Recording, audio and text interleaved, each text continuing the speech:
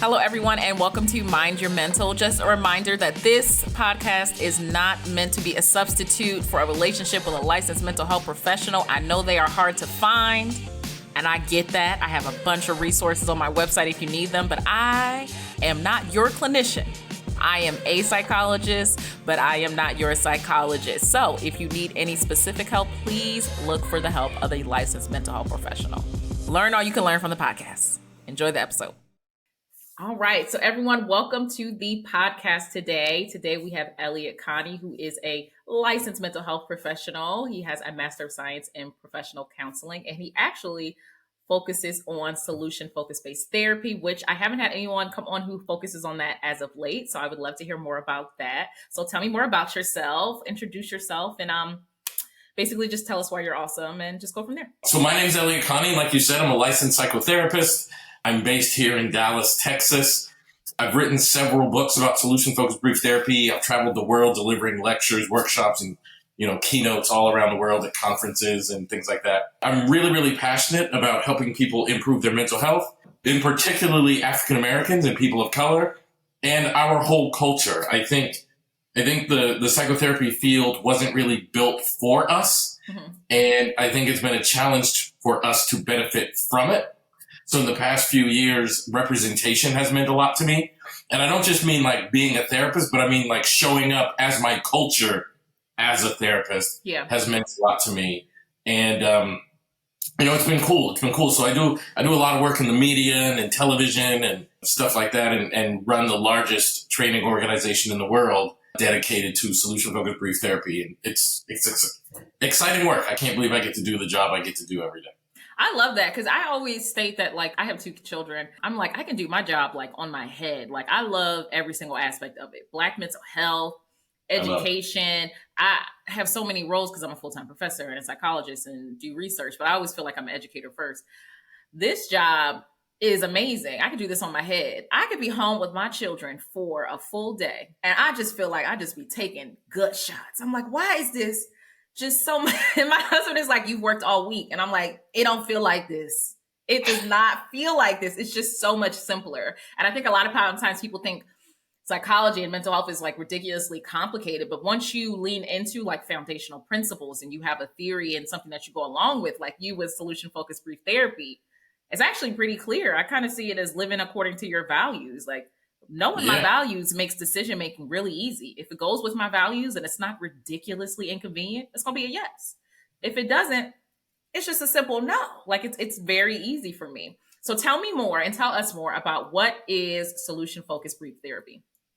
It's funny. It's hard to explain. I was going to say it's hard to explain in a short amount of time, but it's also hard to explain when I have like 4 or 5 days with an audience. But in essence, solution-focused brief therapy, it's a kind of therapy that's based upon helping the client achieve what is most desired as opposed to remove what is least desired. Most of psychotherapy is about identifying problems and problem patterns and symptomology and all that kind of stuff and removing it. I think solution-focused brief therapy can best be described as helping your client discover the version of their best selves and what their hoped-for future would look like, and then how to go about achieving it. I love that. So how do you incorporate practicing with cultural humility or cultural competence in your practice, especially as it relates to the unique experiences and challenges faced by Black people in the Black community? I mean, you're a Black man, so how do you incorporate that? Because you mentioned, like, one of the things you love about what you do is you bring your whole self into the work. It's not only about, like, coming in. It's like, I'm Black. I'm not whitewashing anything. How do you bring that into your therapy practice? So I would say that in twofold. Number one, and I will preface this with saying I'm probably a bit biased, so take this with a grain of salt. But I think solution-focused brief therapy is the most culturally appropriate type of therapy because I simply ask the client what they hope to achieve, and in a non-judgmental way, listen to those hoped-for future moments, and then help the client to achieve them. Now, why that's so important, I think, in the African-American community is if some kid comes to me, which I've had happen before, and it's a kid from a lower socioeconomic background and from a lower academic success community, and the kid says, I want to go to college, so many of our kids get talked to like, but ... Like, I know you want to go to college, but that's hard. And I simply ask questions like, which college? And what would you notice yourself doing from now until at some point in your senior year, getting an acceptance letter from that college? And we talk about possibilities as if they can become real. And my favorite thing about my job is I get contacted from people that I saw years ago that are like, I went to college because you were the first person to talk to me as if it were possible.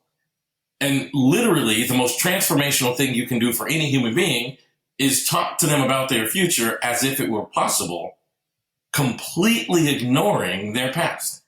Now, I want to say something when I say completely ignoring their past because it sounds so disrespectful. But what I mean is completely ignoring the past ability to remove your future. Like, I sit here today and I'm recognized around the world for my work in solution-focused brief therapy. And I've got a television deal and an exclusive podcast deal. I've written many books. I've literally traveled the world. My passport has more stamps on it than some of your favorite rappers. And I have every excuse not to be sitting here. My childhood was riddled with opportunity for me to fail, get distracted, get detoured. And I think a lot of us in our community are in that space. But if you can believe in your future enough, anyone can get anywhere from anywhere. And I think it's really, really important to talk to people as if their future can be accomplished. So that's the first way that I bring cultural humility into my work. I think it's already baked into the work, and my job is to honor it. The second way is, like, I have to fight the status quo in this field every single day because they're not used to leadership looking like me. And they have to deal with that. That is an uncomfort that they have to deal with that the white majority is actually not used to dealing with. We talk about privilege a lot in our world. And I think that's a very appropriate conversation. And in its foundation, privilege is the expectation of comfort. So thus, when somebody makes me uncomfortable, there must be something wrong with what that person is doing, what that person is saying, what that person is moving towards, or what that person is speaking about. But the truth is, you don't have any greater expectation of comfort than I do. And if you are uncomfortable that a black man is talking about psychotherapy with a hoodie on, then that's an uncomfort that you have to deal with. And I have had to speak truth to power many, many times in my career. I think what they've learned is I'm built for that. We can do this as long as y'all want to do it. Like, I'm down to fight 30 rounds. So if you didn't train mentally like I train, you're going to have to deal with some real hard times. And it's made my work complicated than it needed to be, but also infinitely more rewarding than it would have been otherwise. So those are the two ways I bring cultural humility into my work. Number one, I think it's just baked into every single session, and I show up like this. And number two, I have to show up in academic spaces and as faculty on conferences, and like I have to like show up and refuse to let them change who I am. And like I said, I think the field has learned Elliott built for that. These days, they mostly leave me alone. I always get questioned about the aspect of being defined as unapologetic. And I could consider that to be like a gift or a blessing. But I always state that I had to be broken to get the blessing of what individuals see as being unapologetic. I have a personality. I too, like if I could wear hoodies and tees and ripped jeans every day, I would. Even just the way I talk, where people just feel the need to possibly humble me and put me down a little bit. And when you know, it's the epitome of like, I know who I am, so I know who I'm not.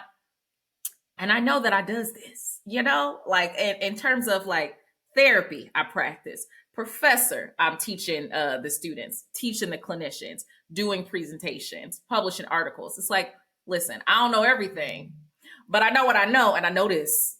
And I think a lot of times that pushes up against some people because you're right. It wasn't created. The field wasn't created for us. I made this joke the other day in my meeting. Like, you know, we gotta be more mindful of like advocating for the people who are here, because can you imagine if the forefathers came into the classroom and saw me teaching and they would be like, who let the maid? Why is the maid in front of the class teaching and she's colored? Oh my God. Oh my God, where have we fallen?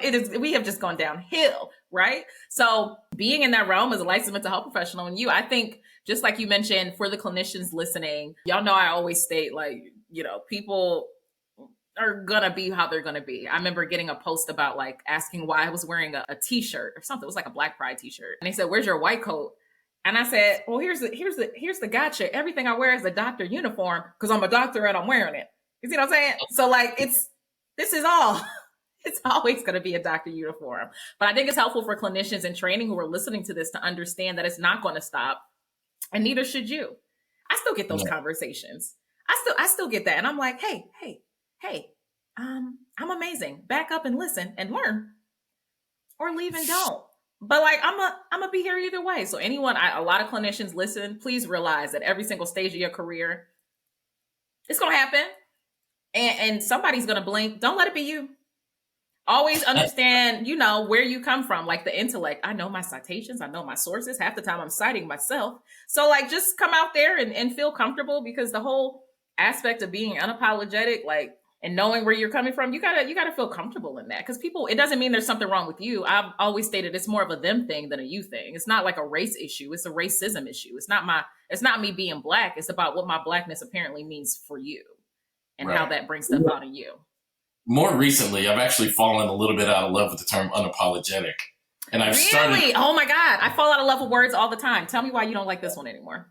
Because to say unapologetic almost implies that there should be something to apologize for that I'm just not apologizing for. I think my favorite word that I use now is I'm unexplanatory. And what I mean by that is when, like, what happens to me, right? And I have tons of white colleagues that I love and respect. In fact, one of my best friends is a white colleague. I love and respect. One of your best friends is white? No, you did not just pull that out. Oh my God. I'm saying it too. But we make social media content all the time. Yeah. No one has ever questioned his credentials, his education, and his authority. And they question mine all the time. Like in the comment section, where are you licensed? Yeah. Where'd you get your degrees? They question me all the time, but I don't owe you an explanation. Like, I know I'm licensed. I know I have a master's degree. I know my credentials. I know my authority. I know who I am in this field. So, like, I just refuse to even entertain those people. When they jump in my comments, and, like, I'm just like, go to Google, bro. And if you don't like what you find in Google, then go away. But I don't owe you an explanation. And my favorite thing is when people respond and they're like, you can't answer, so thus you're not. I think a lot of times privilege causes people to get confused behind the meaning of the words can't and won't. And I'm a won't person. I just won't entertain you. I have no desire to tell you who I am in this field if you decide to question it. I know exactly who I am, and I know it to such a degree that I don't owe you an explanation at all. I don't care what you think. It doesn't mean anything to me. Yeah. Go do your thing. It's irrelevant.